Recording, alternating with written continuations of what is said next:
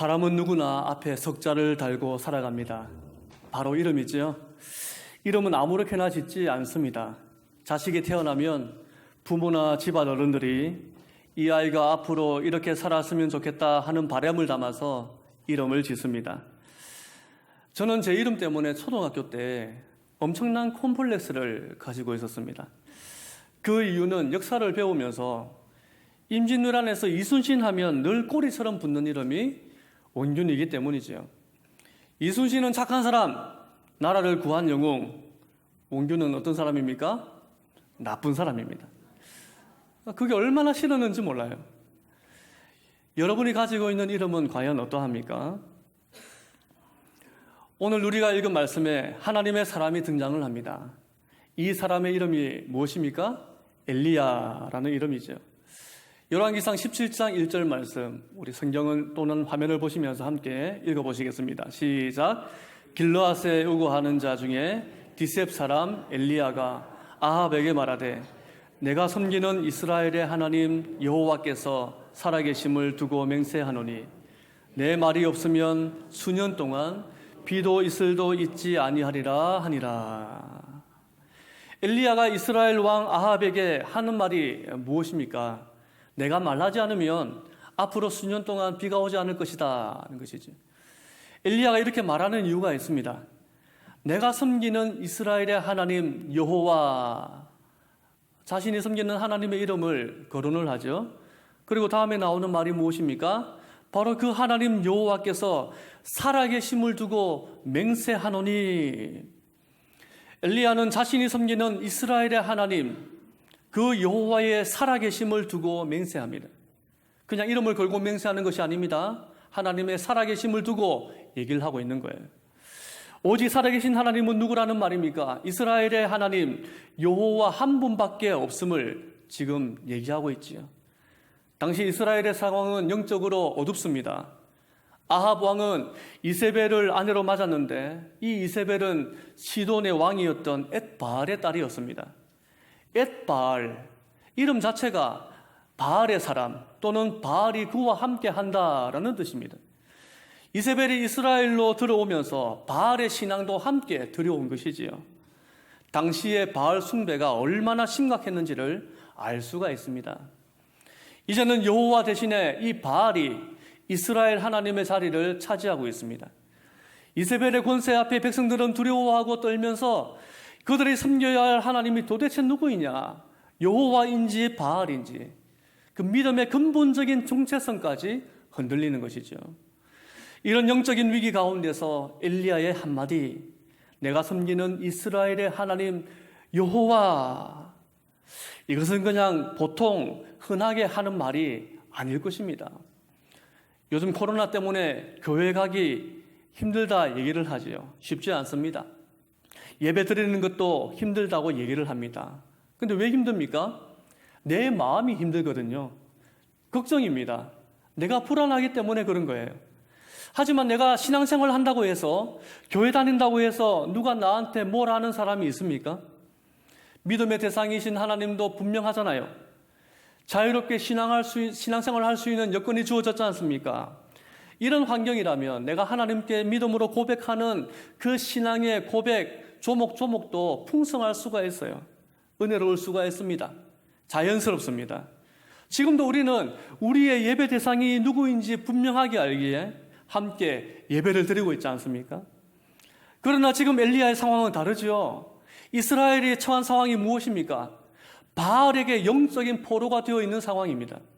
모든 사람이 여호와를 버리고 바알을 하나님으로 예배하고 섬기는 상황이라는 것이죠. 이와 같은 때에 내가 섬기는 하나님은 오직 여호와 한 분이시다. 이것은 분명한 엘리야의 신앙 고백입니다. 더군다나 엘리야라고 하는 그 이름 자체가 믿음의 고백이죠. 엘리야 이름의 뜻이 무엇입니까? 오늘 설교 제목이 그것입니다. 나의 하나님은 야훼, 여호와시다 하는 것이죠. 사랑하는 성도 여러분, 엘리야의 이름 나의 하나님은 야훼라고 하는 이 고백이 오늘 이 시대를 살아가는 우리 모두의 신앙 고백이 될 수 있기를 간절히 바랍니다. 오늘 말씀을 통해서 나의 하나님은 야훼라고 하는 이 엘리야의 이름이 오늘 우리에게 주는 교훈이 있다는 것이지. 그것을 함께 살펴보고 또한 기도하는 시간을 가지고자 합니다. 우선은 믿음의 대상을 분명히 해야 함을 이 이름이 우리에게 알려주고 있습니다. 만일 어떤 사람이 여러분에게 당신이 믿는 하나님은 누굽니까? 라고 묻는다면 뭐라고 대답을 할 수가 있겠습니까? 여러 대답이 나올 수가 있겠죠. 사랑의 하나님, 은혜의 하나님, 전능하신 하나님, 구원의 하나님, 나의 위로자가 되시는 하나님. 저를 따라서 지금 한번 같이 말씀해 주실 수 있겠습니까? 저를 따라서 한번 해보겠습니다. 나는 하나님 외에 다른 신이 없음을 증언합니다. 여러분 아멘이십니까? 그런데 사실 이 말은 샤하다라고 하는 이슬람교 신앙 고백에 나오는 말입니다. 그 내용을 잠깐 소개하면 이렇습니다. 하나님은 위대하시다. 나는 하나님 외에 다른 신이 없음을 증언하나이다. 나는 무하마드가 하나님의 사도임을 증언하나이다. 예배하러 올지어다. 성공을 빌러 올지어다. 하나님은 위대하시다. 하나님 외에 신은 없도다. 중간에 이 무하마드라는 얘기만 빼면 전혀 낯설지가 않습니다. 우리가 표현하는 친숙한 표현들이 열거되어 있는 거예요.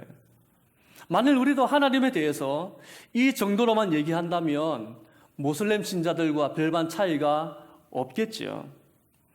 나는 기독교인입니다 라고 말했던 서강대학교 명예교수인 길리선 교수가 2004년도에 책을 내었는데 책 제목이 보살 예수입니다. 이름도 참 듣기 민망하죠. 보살 예수. 책의 내용은 천국이나 극락이나 같은 곳이고 거기 가기 위해서는 부처와 예수가 만나야 한다는 것입니다. 쉽게 말하면 산 꼭대기에 정상이 있는데 여기 오르기 위해서는 한 가지 길만 있는 것이 아니라는 것입니다. 이쪽에 가파르고 험한 길이 있는가 하면 또 한쪽에는 비교적 능선이 완만한 곳도 있다는 것이지요. 어느 길이든지 간에 정상까지 오르는 길은 다양하다는 것입니다. 이와 같이 천국에 가는 것도 기독교든 불교든 다른 종교든 간에 다 갈 수 있는 길이 열려 있다는 것입니다. 예수 믿는 것이나 부처를 믿는 것이나 천국 가고 극락 가는 것은 똑같다는 것입니다. 마치 여호와나 바알이나 무엇이 다른가? 이런 말로 속삭이면서 바알을 숭배하도록 백성을 미혹하는 것과 같은 이치이지요. 오늘 우리도 마찬가지입니다. 꼭 교회에 나가야 되느냐? 코로나인데 그냥 집에 있어라. 무조건 성경 말씀만 따르겠느냐? 너무 그 구태여한 그런 방식이 아니냐? 너 자신을 믿어라. 이와 같이 우리의 신앙을 혼란스럽게 하는 도전들이 얼마나 많은지 모릅니다. 그래서 우리 믿음의 대상을 분명히 하기 위해서 필요한 이름이 있습니다. 그것이 무엇입니까? 바로 엘리야입니다. 나의 하나님은 야훼라는 신앙의 고백입니다. 야훼는 하나님은 구원이시다라는 뜻이죠. 이것이 요수아의 이름이 되고 요수아가 헬라어로 넘어와서 예수가 되는 것입니다. 그러므로 우리가 믿는 하나님은 부처도 아니요 이슬람의 알라신도 아니요 바알도 아닙니다. 예수 그리스도의 하나님, 예수 그리스도의 아버지이신 하나님, 예수 그리스도 바로 그 자체이신 하나님을 믿는 것입니다. 사랑하는 성도 여러분, 우리의 구원이 어디 있습니까? 오직 예수 그리스도밖에 없음을 믿으시기를 바랍니다. 내가 살아가는 이유도 예수님이십니다. 죽지 못해 사는 것이 아닙니다. 살아갈 이유가 있기 때문에 사는 것이지요. 그 이유가 누구라고요? 예수님이라는 것입니다. 오직 예수 그리스도만이 나의 구원자이십니다. 오직 예수님만이 나의 주, 나의 하나님이십니다. 예수님만이 내 삶의 이유이십니다. 이 시간 우리가 예배하는 이유도 예수님이십니다. 맞습니까? 이처럼 믿음의 대상이 분명해야 한다는 것입니다. 왜 예배에 빠지는 것을 쉽게 생각할까요? 왜 기도하지 않습니까? 왜 봉사하고 헌금하는 것을 불편하게 여길까요? 나의 믿음의 대상, 예배의 대상이 분명하지 않기 때문에 그런 건 아닙니까? 주 예수께서 나를 억만 죄악 가운데 구원하시고 나를 죽음에서 살리시고 영원한 생명을 주셨다는 사실을 믿는다면 주님께 드리는 것이 아까울 수가 있겠습니까? 내가 그것을 손해본다고 생각조차 하겠습니까? 삶의 우선순위를 두고 고민할 필요가 뭐가 있습니까? 예배가 우선이고 기도가 우선이지 않습니까? 코로나로 인해서 생활과 삶이 봉쇄당하고 제약받는 어려운 이때를 우리는 살아가고 있습니다. 이런 때일수록 예수님에 대한 분명한 신앙의 고백을 가지고 하나님 앞에서 믿음으로 구별된 삶을 살아가시는 우리 모든 성도가 되시기를 주님 말씀으로 축복합니다. 다음으로는 우리의 믿음의 대상이 확실하다면 우리의 믿음이 어떻게 나타나야 하느냐는 것이지요. 오늘 17장은 사르밧 과부와 엘리야에 관한 내용을 담고 있습니다. 엘리야가 아합에게 가뭄이 계속될 것이라고 말했습니다. 그 말대로 가뭄이 가나안 땅을 뒤덮였습니다. 이것은 엘리야가 섬기는 야훼 하나님을 의지했던 말이라고 했습니다. 그래서 그 말이 사실로 나타났습니다. 아합이 이걸 보고 경험했다면 깨달을 법도 한데 전혀 깨닫지 못하는 거예요. 사실 이 가뭄은 하나님의 말씀에 불순종함으로 나타난 하나님의 심판입니다. 이것을 반증하는 것이 17장에서 하나님의 말씀에 순종했을 때 가뭄 속에서도 구원받는 일이 나오기 때문입니다. 가뭄이 이웃나라 시돈 땅에까지 미치고 있었습니다. 엘리야가 하나님의 명령을 받아서 시돈 땅 사르밧에 있는 한 과부를 찾아갑니다. 마침 그녀는 식사를 준비하려고 불을 피우기 위해 나뭇가지를 줍고 있습니다. 엘리야가 떡을 좀 달라니까 여인이 이렇게 얘기를 합니다. 당신의 하나님 야훼께서 살아계심을 두고 맹세하는데 제게 빵은 없고 통에 밀가루 한 줌과 병에 기름이 조금 있을 뿐입니다. 이제 나뭇가지를 주워서 집에서 제 아들과 함께 음식을 해먹고 그 뒤에는 죽을 생각입니다. 극심한 가뭄으로 인해서 곡식도 없는 상황에서 이제 마지막 남은 한 끼 식사를 하고 나면 죽을 수밖에 없다는 거예요. 엘리야가 여인에게 말합니다. 좋다. 그렇게 하도록 하라. 하지만 떡을 만들어서 먼저 나에게 가져다 주고 그 후에 너와 내 아들을 위해서 떡을 만들어라. 이렇게 순종하면 어떤 일이 일어난다고 말씀하는지를 잘 보십시오. 우리 오늘 읽었던 본문 위에 17장 14절 말씀을 한번 보시겠습니다. 14절 말씀을 함께 읽어보시겠습니다. 시작. 이스라엘의 하나님 여호와의 말씀이 나 여호와가 비를 지면에 내리는 날까지 그 통의 가루가 떨어지지 아니하고 그 병의 기름이 없어지지 아니하리라 하셨느니라. 아멘. 지금 선지자가 하나님의 말씀을 받아서 하는 이 말씀에 순종하면 어떤 일이 일어나느냐 분명히 14절에서 말씀하고 있습니다. 과연 여인이 순종을 했는데 결과가 어떻게 되었을까요? 바로 밑에 16절을 한번 읽어보시겠습니다. 16절 시작. 여호와께서 엘리야를 통하여 하신 말씀같이 통의 가루가 떨어지지 아니하고 병의 기름이 없어지지 아니하니라. 아멘. 지금 바알의 시대입니다. 이 시대에 여호와 하나님의 말씀에 순종하니까 그 말씀대로 이루어지더라는 것이지요. 당시 사회에서 이 사건은 충격적일 수밖에 없습니다. 이스라엘의 백성도 들으려 하지 않는 말씀이었습니다.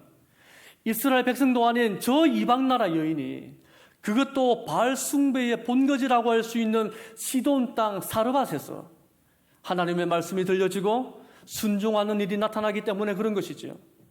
말씀을 바로 세운다는 것은 말씀의 가치를 드러내는 것입니다. 말씀을 받은 자가 잘 순종하고 실천할 때 그 말씀의 가치는 드러나게 됩니다. 그리고 말씀의 가치는 구원의 은혜와 복으로 나타나는 것이죠. 사르밧 여인이 말씀에 순종했을 때 그 말씀의 가치를 드러나는 순종을 했을 때 엘리야를 통하여 하신 말씀처럼 여인은 구원받았습니다. 극심한 가뭄과 흉년 속에서도 살아남았다는 것이죠. 우리가 알 수는 없지만 당시 수많은 주변의 이웃들과 사람들이 이 가뭄 때문에 죽어나갔을 것입니다. 바로 이와 같이 말씀에 순종하는 자에게 하나님은 역사하신다는 사실을 우리에게 교훈하는 것이지요. 우리의 믿음의 대상이 분명하다면 오늘 우리도 하나님의 말씀 앞에 적극적으로 반응하고 순종하는 삶을 살아야 될 줄로 믿습니다. 그런데 오늘 말씀에서 또 다른 문제가 발생합니다. 이 과부의 하나밖에 없는 아들이 병들어 죽게 된 것이지요. 오늘 17장 18절에서 과부가 엘리야에게 이렇게 말을 합니다. 하나님의 사람이여, 내가 당신과 무슨 상관이 있습니까? 왜 이렇게 와서 내 죄를 생각나게 하고 내 아를 죽도록 하는 겁니까? 자기 아들이 죽은 그 원인이 누구에게 있다는 것이죠? 엘리야에게 있다는 것입니다. 엘리야만 오지 않았어도 내 아들은 죽지 않았을 것이고 나도 내 죄를 생각하지 않아도 될 것을, 근데 사실은 지금 마지막 음식을 해먹고 죽으려고 하는 상황이거든요. 이것을 한번 잘 보시기를 바랍니다. 지금 이 여인은 아들의 죽음을 바라보면서 또 무엇을 생각하고 있습니까? 자신의 죄를 생각하고 있는 것입니다. 뿌리 깊은 병을 뽑아내지 않고 감추려고만 하고 계속 거기에 덧대기만 하면 그 병이 나을 수 있겠습니까? 겉모양은 멀쩡해도 속은 계속 썩어 들어가는 것이지요. 가만히 두면 안 됩니다. 파헤쳐보고 뽑을 건 뽑고 자를 건 잘라내야 병도 고치고 건강한 삶을 누릴 수 있는 것이지요. 지금 이 과부는 절대 드러나지 않을 것 같은 자신의 죄 문제를 드러내고 있는 것입니다. 썩어 문드러져가는, 다시는 그와 같은 일 때문에 절망할 수밖에 없는 그것을 고칠 기회가 찾아온 것이지요. 18절에서 내 죄를 생각나게 하고 라는 말은 내 죄를 일깨워 주시고 라는 의미입니다. 그런데 이 죄 문제를 자기가 섬겼던 바알에게 가져가서 답을 얻으려고 하지 않습니다. 오히려 지금 엘리야에게 단언하고 호소하는 것이지요. 그때 엘리야가 취하는 행동이 무엇입니까? 죽은 아들의 시신을 눕히고 그 위에 엎드리면서 다시 살아나기를 하나님께 기도합니다. 상식적으로 기도한다고 죽은 사람이 다시 살아나겠습니까? 전혀 가망이 없어 보이는 그런 상황이지 않습니까? 그런데도 엘리야가 기도하는 것을 잘 한번 보십시오. 우리 말씀을 통해서 확인해 보겠습니다. 17장 20절 21절 말씀 한번 보겠습니다. 같이 읽어보실까요? 시작. 여호와께 부르짖어 이르되 내 하나님 여호와여, 주께서 또 내가 우고하는 집 과부에게 재앙을 내리사 그 아들이 죽게 하셨나이까 하고 그 아이 위에 몸을 3번 펴서 엎드리고 여호와께 부르짖어 이르되 내 하나님 여호와여, 원하건대 이 아이의 혼으로 그의 몸에 돌아오게 하옵소서 하니. 지금 엘리야가 자신의 믿음의 대상이 분명하지요? 그 분명한 대상의 이름을 부르고 있습니다. 어떻게 부르고 있나요? 내 하나님 여호와여, 내 하나님 여호와여. 마치 엘리야 엘리야라고 하면서 자기의 이름을 부르는 것처럼 들려집니다. 내 하나님 여호와여. 다시 말씀드리지만 지금 이곳이 어디입니까? 바알 숭배의 본거지입니다. 모두가 다 나의 하나님은 바알입니다 라고 부르는 세상이에요. 이런 상황 속에서 내 하나님 여호와여 라고 부르는 것은 결코 쉬운 일이 아닙니다. 아이가 이미 죽은 상황입니다. 절망적이죠? 야훼 하나님을 부를 수 있는 상황도 아닙니다. 고난과 핍박이 있을 수 있습니다. 사람들의 눈치를 봐야 할지도 모릅니다. 그럼에도 불구하고 믿음의 대상, 응답의 대상이 엘리야에게 분명했습니다. 그러므로 그는 부를 수밖에 없는 이름이 내 하나님 여호와여라는 것이지. 이런 사람의 기도는 상식을 뛰어넘습니다. 문제나 상황도 초월해버립니다. 그의 눈과 귀와 입술은 오직 나의 하나님을 향하고 있기 때문에 세상의 눈치를 보지 않습니다. 사람의 소리에 따라서 휘둘리지 않습니다. 오직 여호와 하나님만을 의지하며 부르짖습니다. 자, 그러면 그렇게 했을 때 결과는 어떻게 되었을까요? 우리 그 다음 22절을 함께 살펴보겠습니다. 함께 22절을 읽습니다. 시작. 여호와께서 엘리야의 소리를 들으심으로 그 아이의 혼이 몸으로 돌아오고 살아난지라. 아멘. 성도 여러분, 힘겨운 상황, 바랄 수 없는 기대, 자포자기와 절망, 더 이상 일어설 수 없는 나의 무력감, 그 가운데 놓여 있는 상황이라 할지라도 나의 기도의 대상, 나의 은혜의 대상, 나의 도움의 대상, 나의 구원의 대상이 누구인지 분명하고 그분을 의지하고 기도하고 그 이름을 의지해서 나아간다면 기대할 수 없는 일들을 바라보게 하시는 하나님의 놀라운 역사를 경험하게 될 줄로 믿습니다. 지금 이방 땅 바알이 다스리는 나라 시돈 사르밧에서 벌어지고 있는 이 광경을 한번 보십시오. 죄를 생각하고 그 죄를 깨닫고 뉘우치며 탄원하며 호소하는 일이 일어났습니다. 그리고 죽은 아들을 되찾게 되면서 이방 여인은 이제는 바알이 아니라 이스라엘의 하나님의 은혜를 경험하며 그 앞에 무릎을 꿇는 역사가 나타나는 것이죠. 바로 엘리야를 통해서 나타나더라 하는 것입니다. 나의 하나님은 야훼라고 하는 그 이름을 통해서 나타나는 것입니다. 성도 여러분, 분명한 믿음의 고백을 가지고 하나님을 의지하고 부르짖고 기도할 때 하나님은 반드시 그의 소리를 들으시는 줄로 믿으시기를 바랍니다. 하나님은 절대 자신의 자녀의 기도의 소리를 땅에 떨어뜨리지 않습니다. 당신의 마음에 두시며 귀를 기울여 들으시고 하나님의 은혜의 때에 응답해 주신다는 것이지요. 그러므로 내 믿음의 대상이 분명하다면, 그분이 지금도 나의 예배의 대상이시라면, 문제를 만났을 때, 힘들고 어려운 상황에 놓였을 때 애써 외면하지 말고 남의 눈치 보지 말고 나의 믿음의 대상이신 하나님 아버지 앞에 무릎을 꿇는 성도가 되시기를 주님 말씀으로 축복합니다.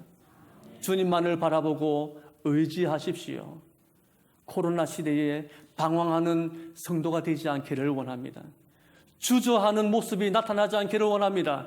바로 그 자리, 내가 서 있어야 하고 내가 부르짖어야 하고 내가 하나님과 만나야 될 그 장소를 내가 적극적으로 달려가서 주님 품에 안기시는 우리 모든 성도가 될 수 있기를 주님 말씀으로 축복합니다. 마지막으로 하나님의 뜻을 이루어드리는 믿음의 삶을 살도록 엘리야라는 이름이 우리에게 강권하고 있습니다. 하나님의 뜻을 이루어드리는 삶을 살아야 돼요.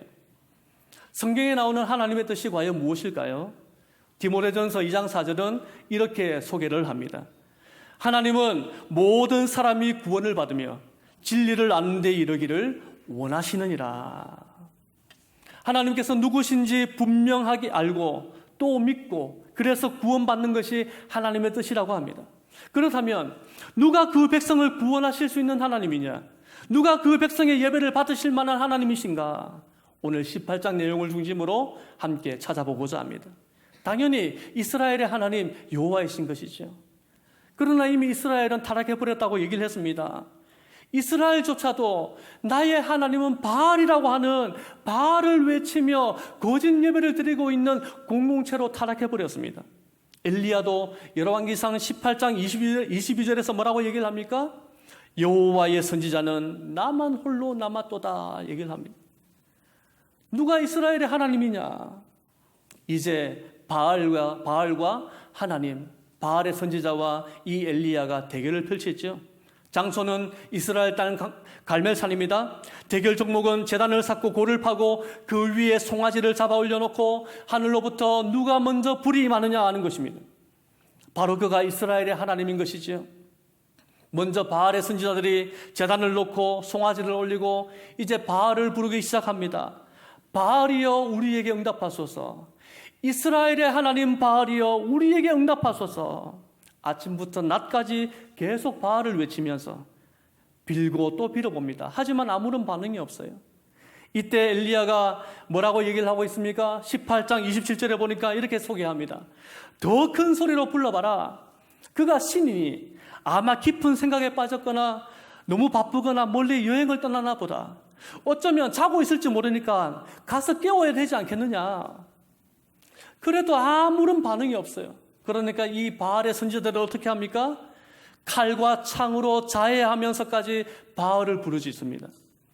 저녁이 되도록 아무런 반응이 없습니다. 이제 엘리야의 차례가 된 것이지요. 엘리야가 한 일이 무엇입니까? 무너진 여호와의 제단을 수축했습니다. 무너진 여호와의 제단이라고 말씀을 하고 있습니다. 아합과 이세벨로 인해서 많은 선지자들이 죽음을 당하고 여호와의 제단은 무너져 버렸습니다. 제단이 무너졌다는 것은 하나님과의 관계가 깨어진 것이죠. 교제가 일어나지 못합니다. 예배가 무너졌습니다. 삶이 무너집니다. 신앙이 무너집니다. 그들의 삶이 세상에서 포로가 되는 거예요. 여호와 하나님께 드려야 할 예배가 무너졌을 때 일어나는 상황들입니다. 그러므로 지금 엘리야가 제단을 수축하는 일은 예배를 회복하는 것이죠. 그냥 돌단을 쌓아서 모양을 예쁘게 꾸미는 것이 아닙니다. 이것이 이스라엘에게 소망이 되기 때문에 하나님과의 관계를 회복하는 길이기 때문에 엘리야는 하나님의 뜻을 붙들고 이 일을 시작을 하는 것이죠. 오직 여호와 하나님만이 이스라엘의 예배를 받으실 하나님이신 것을 믿음으로 고백합니다. 이렇게 제단을 쌓고 송아지를 그 위에 놓고 게다가 제단 주위에 도랑을 파고 물까지 부었습니다. 이제 모든 준비가 끝났습니다. 그리고 엘리야는 하나님께 엎드리고 기도합니다. 지금 엘리야가 과연 무엇을 위해 기도할 수 있을까요? 자, 여호와 하나님, 저 바알은 물 건너갔습니다. 이제 하나님께서 보여주실 차례입니다. 하늘에서 용광로와 같은 불을 내려 주시옵소서. 불을 내려 주시옵소서. 이렇게 기도할 법도 한데 엘리야가 무엇을 기도했는지 한번 찾아볼까요? 우리 열왕기상 18장 36절 37절 한번 보십시오. 오늘 본문 열왕기상 18장 36절 37절입니다. 36절은 제가 읽고 37절은 같이 읽겠습니다. 저녁 소재 드릴 때에 이르러 선지자 엘리야가 나아가서 말하되 아브라함과 이삭과 이스라엘의 하나님 여호와여, 주께서 이스라엘 중에서 하나님이신 것과 내가 주의 종인 것과 내가 주의 말씀대로 이 모든 일을 행하는 것을 오늘 알게 하옵소서. 여호와여, 내게 응답하옵소서. 내게 응답하옵소서. 이 백성에게 주 여호와는 하나님이신 것과 주는 그들의 마음을 되돌이키심을 알게 하옵소서 하매. 지금 엘리야가 무엇을 위해 기도하나요? 불을 주십시오. 기적을 주십시오. 뭔가 능력을 보여주십시오. 그걸 위해 기도합니까? 아니지요. 여호와여, 주께서 이스라엘의 하나님이신 것을 알게 하옵소서. 저 바알이 아니라 여호와께서 이스라엘의 하나님이신 것을 이 백성들로 하여금 깨닫게 하여 주옵소서. 제가 주님의 종인 것을, 주님의 말씀대로 이 모든 일을 행하는 것을 알게 하여 주옵소서. 여호와여, 응답하소서. 이 백성에게 주 여호와는 하나님이신 것과 주는 그들의 마음을 되돌이키심을 알게 하옵소서. 엘리야는 제단을 쌓았습니다. 이 제단이 구심점이죠. 하나님, 이제 예배할 때가 되었습니다. 회복시켜 주십시오. 다시 백성들로 하여금 예배를 통하여 하나님 만나게 해주십시오. 주님 앞에 돌이키게 해주십시오. 주님의 뜻이 그것이지 않습니까? 무너진 여호와의 제단을 수축했던 엘리야의 기도는 하나님의 뜻과 일치하고 있음을 바라봅니다. 그것은 하나님의 응답을 통해서도 알 수 있죠. 하나님의 뜻과 일치하는 간구는 하나님의 응답이 있습니다. 38절 이에라고 시작을 하죠. 엘리야의 기도에 대해서 바로 즉각적으로 조금도 머뭇거리지 않고 이에 불이 내려서 번제물과 도랑의 물까지 다 증발시켜버립니다. 이 사건을 통해서 오직 여호와만이 이스라엘의 하나님이 되신다는 사실이 선포가 되었습니다. 이스라엘의 예배를 받으실 분도 여호와시요, 이스라엘의 구원하실 분도 오직 여호와의 심이 증거가 되어버린 것이죠. 이것을 누구의 입으로 고백하는지를 잘 보시기를 바랍니다. 우리 18장 39절 말씀 우리 함께 더 읽어보시겠습니다. 39절입니다. 시작. 모든 백성이 보고 엎드려 말하되 여호와 그는 하나님이시로다. 여호와 그는 하나님이시로다. 누가 고백하고 있습니까? 모든 백성이 엎드렸어.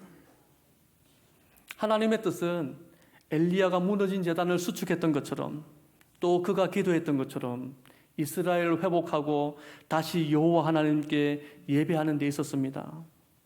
그런데 오늘 우리가 이 말씀을 대하면서 나의 관심과 나의 뜻은 어디 있는지를 한번 돌아볼 수 있기를 바랍니다. 그냥 하늘에서 내려오는 그 불덩어리에만 내 관심이 있는 것은 아닌지를 돌아보십시오. 불이 내려오는 그것에만 내 눈이 들어와서 어떻게 하면 나도 엘리야처럼 기적을 바라볼 수 있을까? 뭔가 초자연적인 하나님의 은혜를 누릴 수 있을까? 좀 다른 사람들보다 좀 능력을 받아서 좀 다른 사람들보다 내가 신앙적으로 우위에 있는 모습을 보일 수 있을까? 불같은 응답을 받을 수 있을까? 성도 여러분, 하늘에서 내려온 불은 표적입니다. 이것을 통해서 진정으로 하나님께서 원하시는 뜻이 무엇인지 깨닫도록 교훈하시는 것이죠. 그런데 표적 그 자체에만 관심을 가지고 거기에 뜻을 둔다면 하나님께서 원하시는 뜻을 이루어 드릴 수가 없습니다. 오늘날에도 표적과 기사라는 이 말을 가지고 교회를 어지럽히고 현혹하는 일들이 얼마나 많은지 몰라요. 엘리야는 기적을 바라보는 선지자가 아니었습니다. 오직 나의 하나님은 야훼이시다, 여호와시다 하면서 믿음으로 고백하는, 믿음으로 반응하는 선지자였습니다. 그리고 그는 그 이름을 의지하고 기도했을 뿐이지요. 그가 소망하는 것은 오직 하나님의 뜻이 이루어지는 것입니다. 이스라엘에서 바알을 제하여 버리고 이스라엘의 하나님이신 여호와를 섬기고 예배하는 그 신앙의 회복을 꿈꾸었다는 것입니다. 단지 그것입니다. 성도 여러분, 우리는 그분 앞에 겸손한 마음으로 하나님 아버지의 뜻이 이루어지도록 기도하고 순종하면서 실천해야 될 줄로 믿습니다.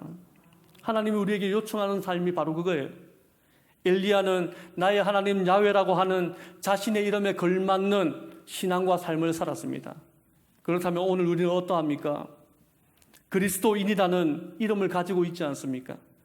그리스도께 속한 사람, 그리스도를 위해 사는 사람, 그리스도를 드러내는 사람, 그리스도의 뜻이 나타나도록 기도하고 순종하며 실천하는 사람을 말합니다. 과연 나는 그렇게 살고 있는지, 과연 내 삶 속에서 얼마나 그리스도가 드러나고 있는지를 한번 돌아볼 수 있기를 바랍니다. 성도로서 가장 영예로운 이름이 무엇입니까? 그리스도인이죠. 초대교회 성도들은 그리스도인이라는 이 이름을 위해서 목숨을 아끼지 않고 순교했습니다. 한때 한국 교회에는 예수쟁이들이 많았습니다. 안 믿는 불신자들이 성도를 가리켜서 좀 속되게 부르는 이름이 예수쟁이였죠. 이 쟁이라는 말은 무엇과 관련된 일을 업으로 하는 사람을 쟁이라고 합니다. 예수쟁이 하면 무엇을 얘기합니까? 예수님과 관련된 일을 업으로 하는 사람이에요. 우리 모두는 다 그리스도 안에 있는 사람입니다. 예수님께서 맡기신 일을 사명으로 이기고 사는 사람들이죠. 모두가 다 예수쟁이입니다. 예수님과 관련된 일이 무엇입니까? 예배하는 일입니다. 봉사하는 일입니다. 전도하는 일입니다. 구제하는 일입니다. 이 모든 일은 예수님이 우리에게 먼저 보여주신 대로 그분의 사랑을 품고 실천하며 순종함으로 행하는 것이지요. 그래서 옛날에는 예수쟁이라고 불리면서도 사람들에게 인정을 받았습니다. 그런데 요즘은 그런 예수쟁이를 찾아보기가 어렵다는 생각을 참 많이 해봅니다. 그리스도인은 그리스도의 사람입니다. 세상에 속한 사람이 아니라는 것이죠. 그리스도의 사람으로 산다는 것은 만만치 않습니다. 안팎으로 수많은 도전들이 있습니다. 지금은 어느 때보다도 신앙의 위기를 맞이하고 있는 시대입니다. 코로나 때문에 어쩔 수 없다는 이 사회적 현실이 어쩌면 우리의 예배 생활에 소홀함과 무관심으로 나타나고 있는 것은 아닌지를 돌아보아야 돼요. 아이고, 코로나 때문에 뭐 할 수 없죠 라는 말이 어쩌면 내가 포기하지 말고 반드시 해야 될 나의 믿음의 자리, 나의 예배의 자리, 나의 기도의 자리, 하나님과의 교제의 자리, 주님의 일을 맡아 수고해야 될 그 자리를 포기하고 타협하고 그것을 내서 외면하며 정당화시키는 그런 변질된 우리의 삶의 모습으로 나타나고 있지 않은지를 돌아볼 수 있어야 할 것입니다. 은혜에 대한 간절함도 사라집니다. 사모하는 마음도 식어졌습니다. 어떻게 해야 될까요? 코로나 때문에 처음에 마음을 졸이고 가슴 아파하며 예배하지 못하는 것에 대해서 안타까워했는데 시간이 지나면서 당연하다는 것이 내 마음속에 이미 들어와 버렸습니다. 하나님 앞에 간절함도 없어요. 기도하려고 하는 의지도 사라졌습니다. 힘들고 지치면 에이고 어쩌나 하고 자포자기한 상태입니다. 우리의 모습이 그렇지 않습니까? 나의 마음은 수십 번 변하고 강산은 변한다 할지라도 나의 하나님은 야훼라고 하는 그 엘리야의 이름은 영원한 주님의 이름이심을 잊지 않고 주님만을 바라보는 성도로 날마다 회복해 나가시기를 바랍니다. 이런 때일수록 더욱 우리에게 주신 이름, 영원토록 변함없는 나의 하나님 아버지만을 굳게 붙들어야 할 줄로 믿습니다.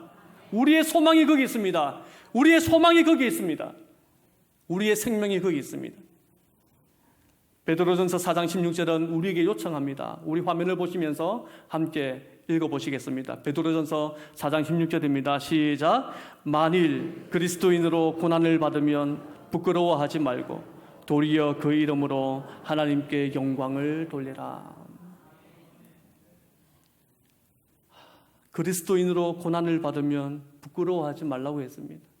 여러분, 얼마나 우리가 지금 내가 그리스도인 때문에 부끄러워하는 모습이 참 많다라는 생각을 하지 않습니까? 괜히 사람들 앞에서 드러내고 싶은 마음이 줄어듭니다. 괜히 감추고 싶어 합니다. 하지만 베드로 사도는 우리에게 권면하죠. 너희가 그리스도인인 것을 부끄러워하지 말고 오히려 하나님 앞에 영광을 돌리라 말씀을 합니다. 우리에게 주신 이름 예수 그리스도, 그분 때문에 나타난 나의 새로운 이름 그리스도인, 엘리야라고 하는 오늘 이 시대 우리에게 주신 이 이름을 결코 부끄럽게 생각해서는 안 됩니다. 감추어서도 안 돼요. 세상의 중심에서 나의 주가 되시는 주님을 드러내고 선포하며 하나님을 신앙하고 믿고 예배하는 삶을 사람들에게 자랑하고 예수 그리스도의 영광을 드러내는 믿음의 권속들로 세워지기를 주님 말씀으로 축복합니다. 고난과 힘든 상황 속에서도 그리스도인으로서 부끄러워하지 말고 오히려 하나님께 영광을 돌리는 성도가 되십시오. 오늘 우리의 신앙과 인생 가운데서 오직 예수 그리스도, 그 이름, 나의 하나님, 나의 주가 되시는 그리스도만을 드러내고 증거하는 믿음의 성도가 되시기를 주님 말씀으로 축복합니다. 우리 말씀을 생각하면서 함께 찬양하시기를 원합니다. 이 찬양의 가사가 우리의 마음의 중심으로 우러나오는 고백이 되어지기를 원합니다. 입술로 맴도는 고백이 아니라 우리의 삶을 통해서 일어나는 고백이 되어지기를 간절히 바랍니다. 하나님이시여, 하나님이시여, 하나님이시여, 주는 나의 하나님이시로다. 나의 몸과 마음 주를 갈망하며 이제 내가 주께 고백하는 말, 여호와는 나의 빛이요,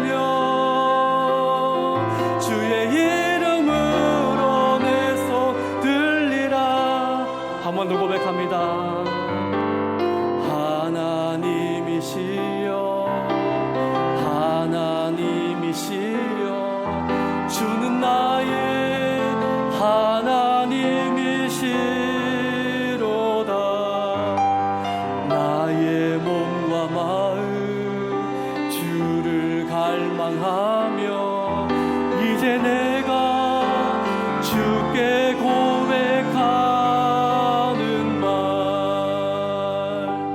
여호와는 나의 빛이요, 여호와는 나의 구원이시니. 아멘. 내가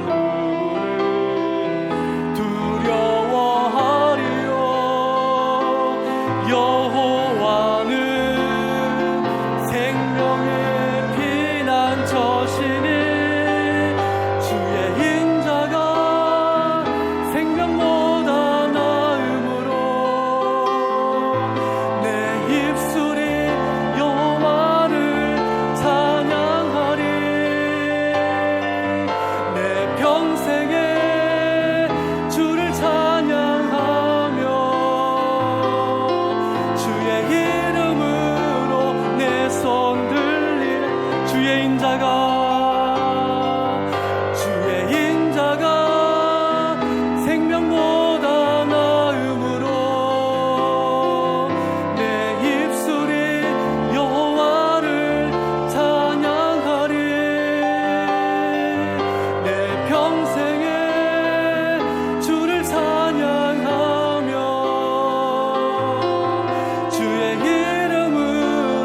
내 손